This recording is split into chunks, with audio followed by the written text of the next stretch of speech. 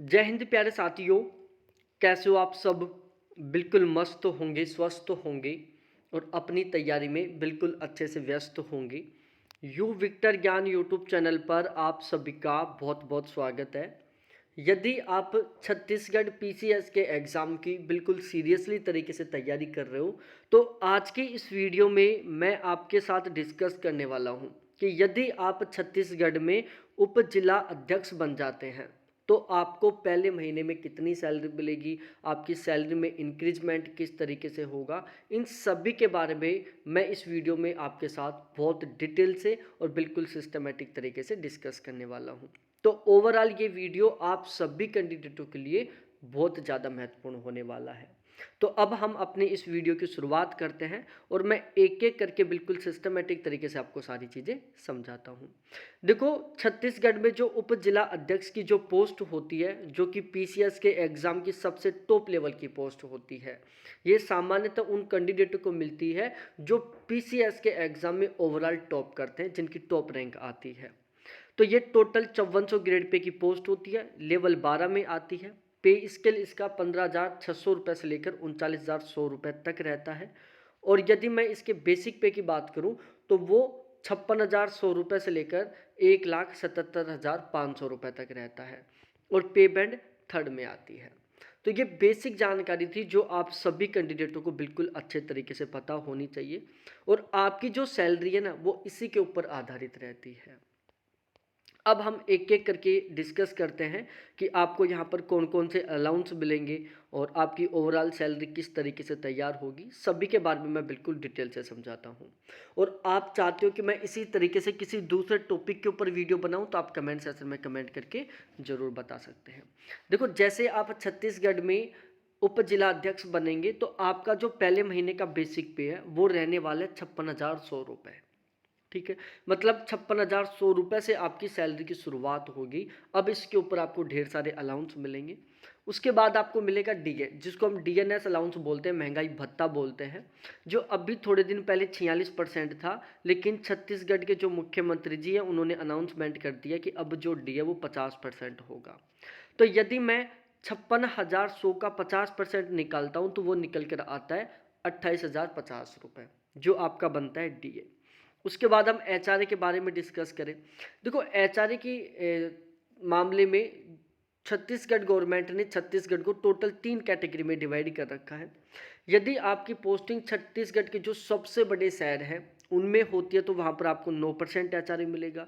यदि आपकी पोस्टिंग छत्तीसगढ़ के जो बिल्कुल रूरल एरियाज़ हैं, बिल्कुल ग्रामीण क्षेत्र, वहाँ पर पोस्टिंग होती है तो आपको 3% एचआरए मिलेगा। और यदि आपकी पोस्टिंग इन दोनों के बीच के कैटेगरी के शहरों में होती है तो आपको 6% एचआरए मिलेगा। यहाँ पर आप उप जिला अध्यक्ष बनेंगे तो ज़्यादातर चांस है आपको जो एचआरए वो 9% के अकॉर्डिंग मिलेगा। तो यदि मैं 56,100 रुपये का 9% निकालता हूँ तो वो निकल कर आता है 5,049 रुपये। इसके अलावा आपको टी ए ट्रांसपोर्टेशन अलाउंस के मिलेंगे 7200 रुपये। ध्यान रखना, आपको गवर्नमेंट गाड़ी भी मिलेगी, उसके बावजूद आपको टीए मिलेगा।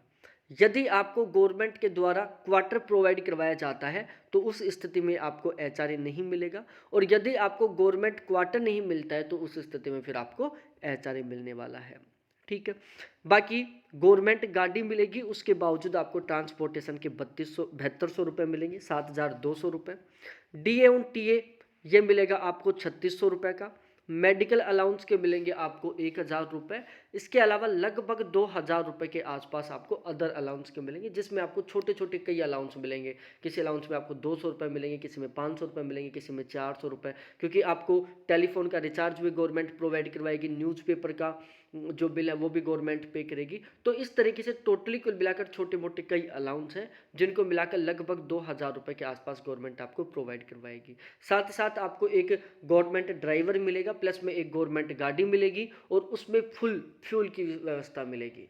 ठीक है, आप कितना ही घूमो, कितना ही वो करो, सारा का सारा जो पेट्रोल डीजल का खर्चा वो गवर्नमेंट उठाएगी, उस गाड़ी के मेंटेनेंस का खर्चा गवर्नमेंट उठाएगी, उस ड्राइवर को सैलरी गवर्नमेंट देगी।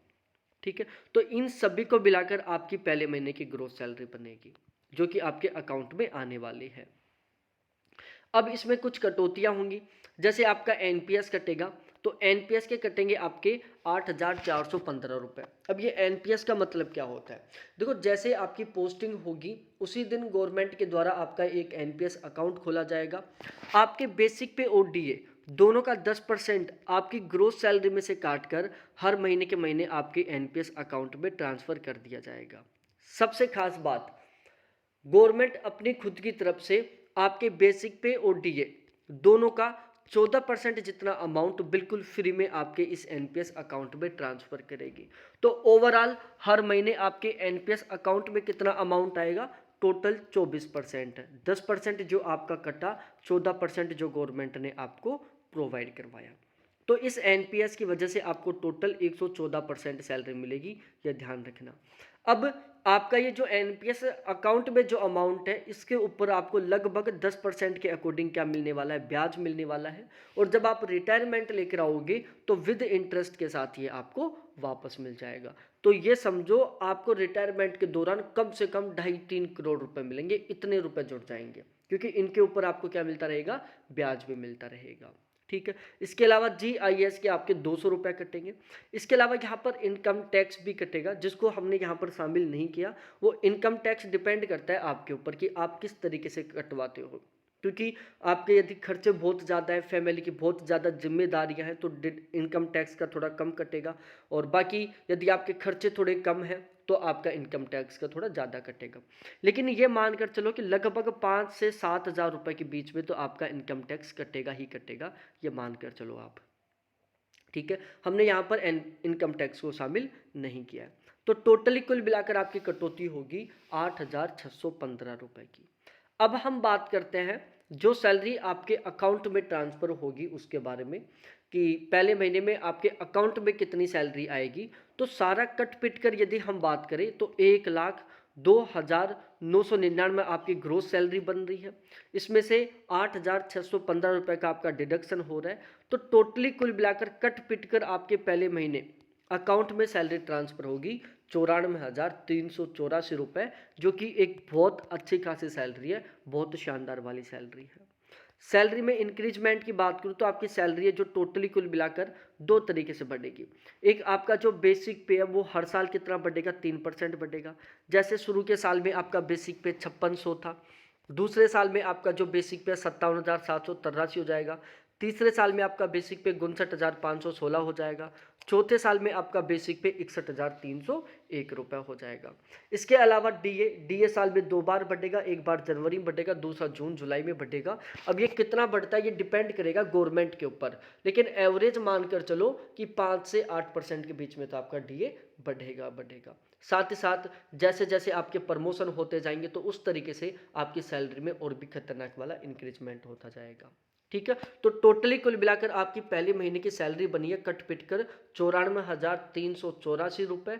अब आप खुद कमेंट सेक्शन में कमेंट करके बताओ कि जब आप रिटायरमेंट लेकर आओगे ना उस दौरान आपकी सैलरी कितनी रहेगी। एक बार सभी के सभी कैंडिडेट कमेंट सेक्शन में कमेंट करके बताओ, और जिस कैंडिडेट का कमेंट मेरे को सही लगेगा उसको मैं 100% वापस फीडबैक दूंगा। ठीक है, तो बहुत बहुत धन्यवाद सभी साथियों को देखने के लिए। Thanks, bye.